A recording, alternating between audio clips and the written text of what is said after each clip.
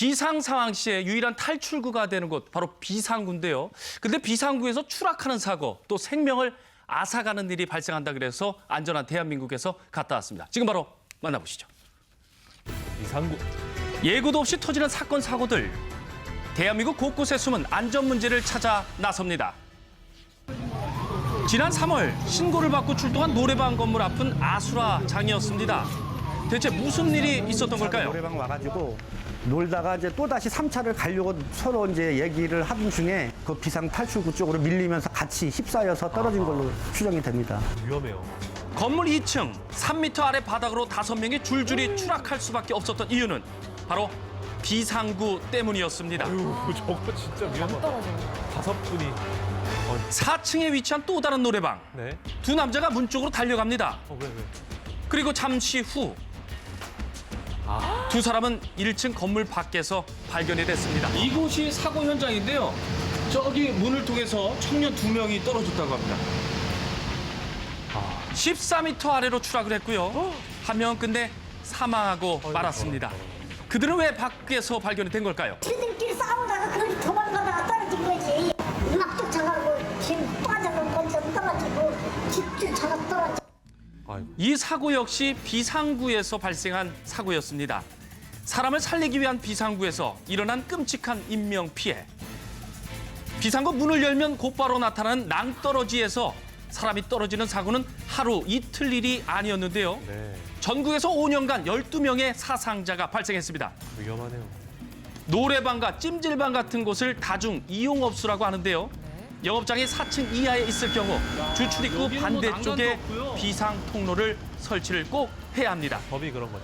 때문에 건물 외벽에 비상구가 만들어지게 된 거죠. 그런 거 보면 솔직히 황당하죠.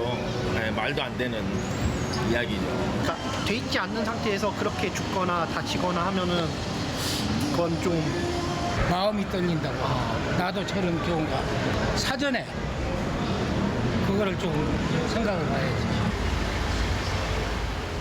화재나 위급 상황에 탈출구가 되는 비상구. 관리가 잘 되고 있는지 제가 한번 점검해 보겠습니다.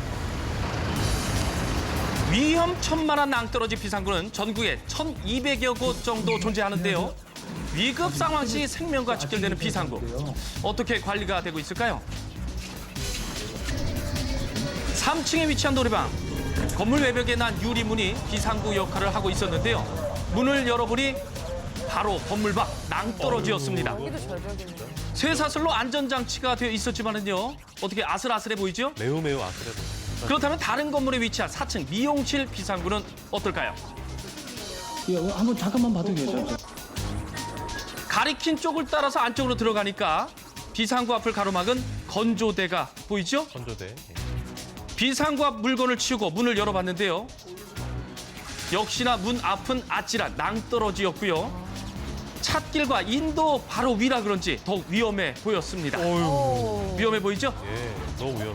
밖에서 보니까 이곳이 비상구라는 게 정말 믿어지지가 않았습니다. 미국 상황 때는 뭐 필요하겠지만 보통 잘 안 쓰니까. 생명을 보호하기 위해 만든 비상구. 하지만 추락 사고를 조심해야 하는 황당한 상황이 발생을 한 건데요. 안전과는 거리가 멀어 보였습니다. 비상구는 왜 허공에 마련이 된 것일까? 문제가 없는지 긴급 점검을 위해서 전문가를 만나봤습니다. 위험천만해 보이는 탈출용 비상구. 가는 곳마다 쉽게 찾아볼 수 있는 이 문에 말도 안 되는 비밀이 있습니다. 여기 비상구가 그냥 바로 낭떠러지잖아요. 그렇죠. 이런 경우 같은 경우에 이게 불법이 아닐 불법이 거예요. 아니에요. 그래서 불법은 아니죠. 그러니까. 그렇습니다. 낭떠러지 비상구 불법이 아닙니다. 법에서 규정한 간단한 로프, 또 경보시설, 또 안전문구 이런 것들이 돼 있기 때문에 불법이라고 볼 수 없는 것이죠. 2017년 다중이용업소 안전관리특별법이 만들어졌고 이에 따라 3가지 안전장치를 설치하기만 하면 법적 기준에 부합한다는 것입니다.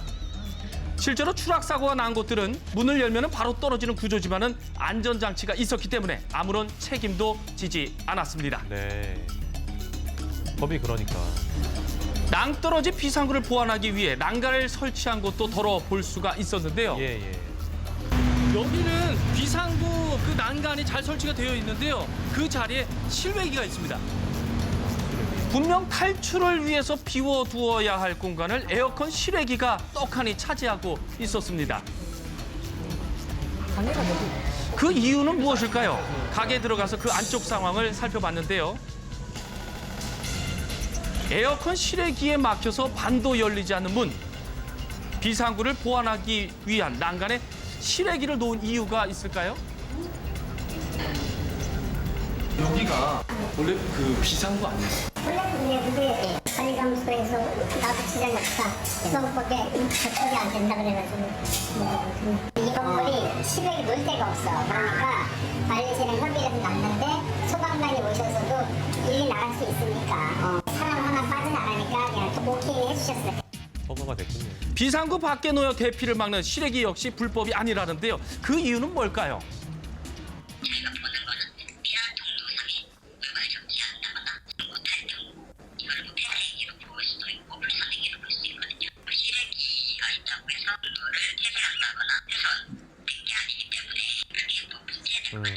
뭐 빠져나갈 수 있다. 다른 곳의 비상구 상황은 어떨지 인근의 다중이용업소 건물을 찾았습니다. 이중문과 추락 방지 안전장치 그리고 완강기까지 완벽해 보이는데요. 그런데 안 열리나요? 아니야. 안 열려. 문을 열어보니 뭔가에 걸려서 열리지 않았습니다. 아, 저기 뭐예요?